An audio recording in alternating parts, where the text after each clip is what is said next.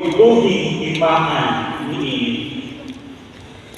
isip katilingban na gayotong naganado ang nakalaka sa pagpangita ko ng Diyos dili uban kanado sa atong panaw. Kay mabungkag ang kalibutan o hinay-hinay kung ang Diyos wala niya kaniya as adopted in the secular attitudes we see in our world today with our very eyes. Matukan nila ang sala, dili na sala. Mauna ay puso karon. Wala na'y kanahinan ang baka o ang kamaduran. Kasabutra ng Ginoo anak.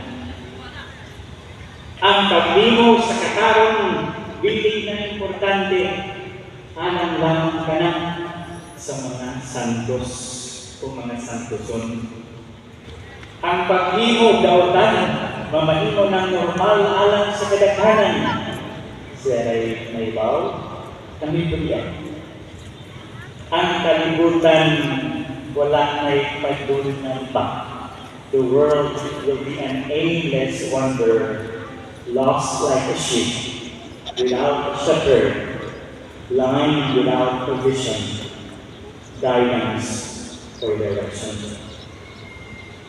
Ang sugilanan ni Gideon sa unang pagbasa.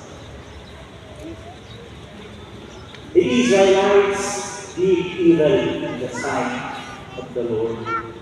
Muna nagibugyan sila sa mga kamot sa mga Midianhon o Amalikanon.